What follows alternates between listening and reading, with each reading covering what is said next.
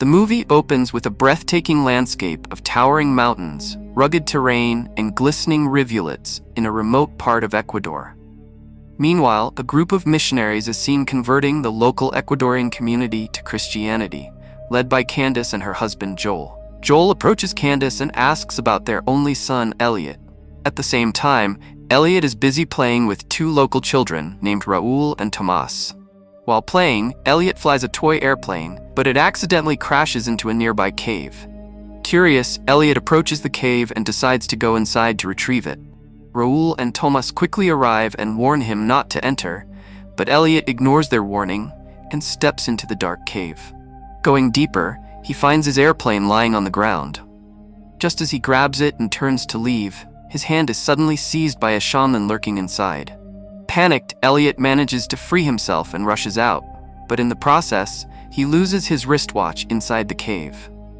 Later, Candace notices a shaman standing in the distance at the top of a hill. The next day, she is seen teaching English to the local children.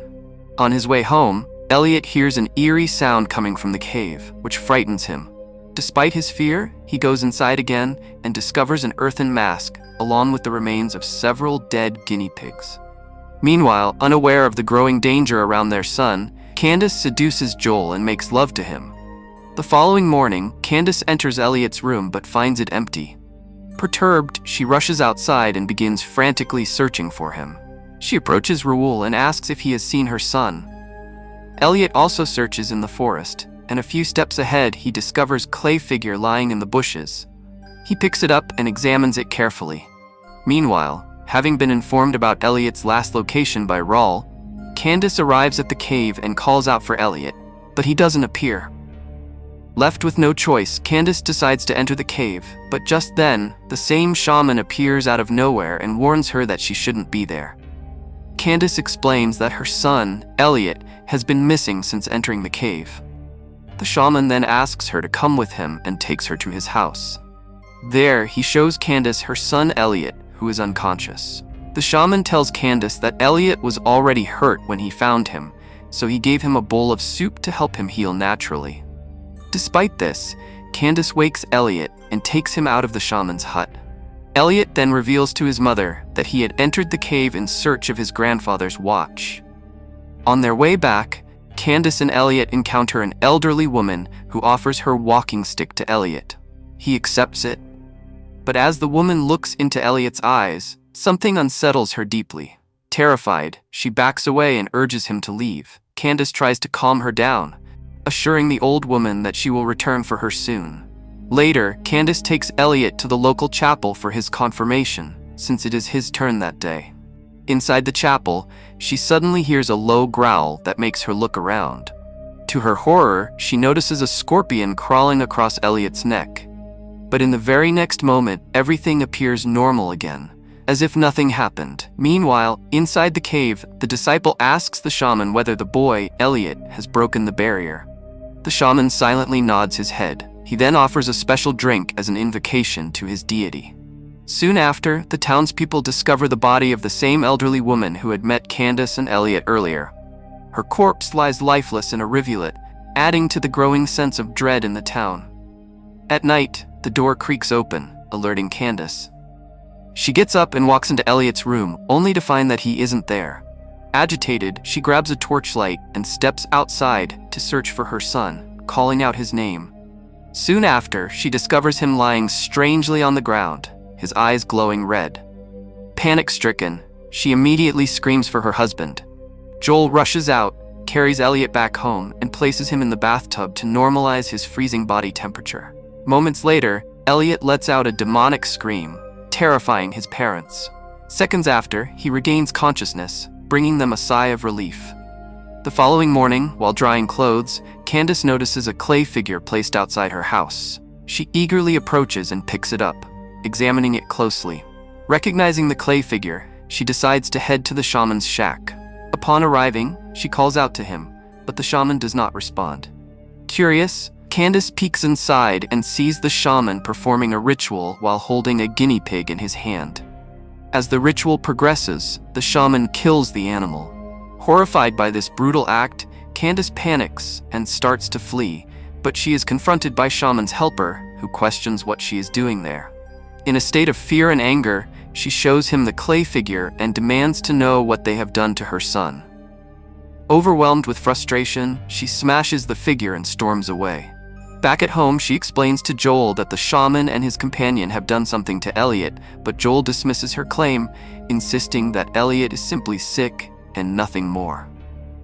So Elliot and Candace sit by the bed, praying to God for their safety and for their son's protection from any evil. But soon after, Elliot suddenly throws up blood, and some of his teeth even fall out. Candace is left stunned by the horrifying sight. Later that night at dinner, she notices Elliot's eyes have turned completely black, with blood dripping from them, leaving her terrified. The next morning, desperate for answers, Candace goes to Father Meyer's house to seek his help. She explains to Father Meyer that the shaman gave Elliot a bowl of soup, and ever since then he hasn't eaten anything. She insists that something was done to him, claiming Elliot has not been the same since that night. Desperate, she urges Father Meyer to come to her house and see Elliot for himself. Moments later, Father Meyer arrives and checks on Elliot. As he approaches to measure his temperature, Elliot suddenly sits up, startling him. Out of caution, Father Meyer asks Elliot to take a deep breath, but instead, he hears a demonic voice coming from within Elliot's body. Possessed, Elliot seizes his hand with a terrifying grip, sending Father in a deep state of fear. Shaken, Father Meyer steps outside where Candace pleads with him to perform an exorcism, convinced her son is possessed. The father gives her no response and simply leaves. On his way home, he encounters the shaman, who asks about Elliot. Father Meyer replies that Elliot is fine and there's nothing to worry about. Then he walks away. Back at his house, Father begins preparing for the exorcism. Gathering his sacred items, he returns to Candace's home, determined to do what must be done. Entering Elliot's room, with a box containing holy water and a cross, Father Meyer begins by invoking God's presence.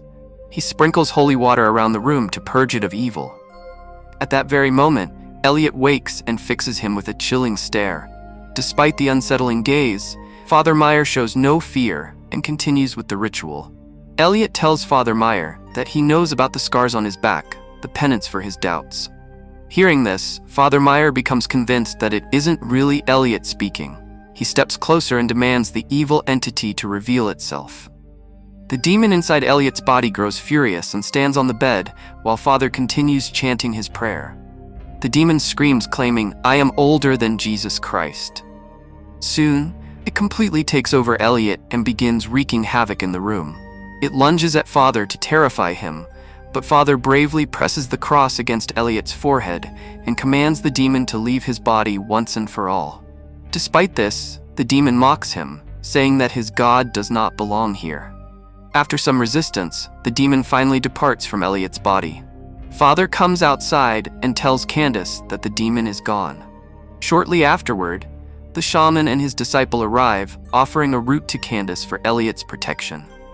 Father assures them that Elliot is fine and sleeping inside the house. However, the shaman warns that Supai, the god of death, will return as he cannot be stopped. Reluctantly, Candace accepts the root and asks them to leave. Before departing, the shaman and his disciple secretly steal one of Elliot's drying socks. Later, Father returns home and is stung by a scorpion. He quickly removes his clothes and tramples it to death. That same night, Candace searches for Elliot after discovering he has slipped out of the house again. Meanwhile, Father, weakened by the venom, ties a strap around his forearm to keep the poison from spreading. At that moment, Elliot emerges from the shadows holding a whip. Without hesitation, he lashes Father's back, inflicting unbearable pain. Possessed once again, Elliot crawls toward Father, wearing a clay mask, and eventually kills Father Meyer. The next morning, when Candace checks on Elliot in his room, she finds him lying in bed. She immediately asks where he was the night before. Elliot replies that he doesn't know, but wishes he did. Outside, Joel buries Father Meyer. Later, when the townspeople assemble to mourn the death of Father Meyer, Candace notices Elliot inside the church and chases after him. She goes into the church and finds Elliot inside. Soon, she is frightened by Elliot. During this chaos, a burning candle topples to the floor. Joel rushes in, asking what happened, but Candace avoids answering and continues searching for Elliot.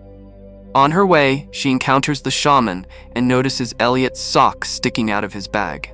The shaman pleads with her and Joel to let him see Elliot, but they refuse, forcing him to leave. Soon after, they notice smoke rising in the distance and rush to the church, only to find it engulfed in flames. The townspeople try desperately to put out the fire, but within moments, the church burns completely to ashes, leaving everyone devastated. Overcome with rage, Candace storms into her home and demands to know why Elliot was in the church. Elliot insists that he has been inside the house all day. Heartbroken, Candace breaks down in tears, accusing him of ruining everything. At night, Joel discovers that the kitchen window is wide open. After closing it, he hears strange noises, and suddenly Elliot appears, causing him to fall back in fear. Elliot hands Joel his inhaler during an asthma attack, but in Joel's eyes, it transforms into a cross. Shocked, Joel rolls up his sleeve and finds a curse spreading along his arm. Moments later, Elliot attacks him violently. The commotion awakens Candace, who rushes to the kitchen and finds Joel severely wounded. Soon, the evil version of Elliot enters the room but collapses unconscious after the demon leaves his body. The next morning, Candace locks Elliot in his room from the outside and seeks answers from Rosa, who dismisses Supe as nothing but a false deity. Determined, Candace then takes Elliot to the shaman's shack. When she questions him about Supe, the shaman explains that Supe is indeed the god of death, who takes whatever he desires, and this time, he has claimed Elliot. Left with no choice, Candace reluctantly surrenders her son to the shaman in hopes of freeing him from Supe's grasp. They take Elliot inside the cave and begin performing a traditional ritual, lighting a bonfire in the center. The shaman's helper explains to Candace that Supe cannot be defeated. He can only be bargained with. Moments later, Supe once again possesses Elliot and tells the shaman and Candace that their god is not enough. In response, the shaman invokes the spirit of the great puma, seeking strength to fight the evil entity. Suddenly, Elliot stands up, breaks free from the ropes, and lets out a demonic scream. Just then, a radiant light emerges from the shaman's mouth, transporting everyone into another realm. There, the evil version of Elliot reveals to Candace that he is the river, the mountain, and even the ground beneath her feet. Shortly after, the shaman arrives, seizes Elliot, and begins chanting mantras to expel the demon, but the wicked entity shifts them all into a church, where the townspeople sit lifeless on the benches. Evil Elliot soon attacks the shaman, but the shaman fights back, dragging the demon into another dimension where their battle continues. Eventually, they are all teleported back to the cave, where the shaman collapses unconscious. Candace rushes to Elliot and holds him in her lap. But suddenly, the shaman now possessed awakens and brutally kills his helper with a stone. He then admits to Candace that the demon is far too powerful for him to defeat. Filled with despair, he begs her forgiveness before slitting his own throat. However, Supai once again returns into Elliot's body, terrifying Candace. The demon picks up a stone and mocks her, asking where her god is now. As he prepares to kill her, Candace offers to make a bargain, promising to give him what he desires. Outside the cave, little Raul, an Ecuadorian girl, is playing hide-and-seek with her brother Tomas. She encounters Candace, who misleadingly tells her about a better hiding spot. Raul follows, only to be handed over to Supai, who awaits in the river. Later, Tomas searches for his sister and finds her lying dead at the bottom of a hill. With bittersweet memories, Candace eventually leaves the town with her husband Joel and their son Elliot. Towards the end of the movie, we see Raul's lifeless body, now possessed by Supai. And with this, the movie comes to an end.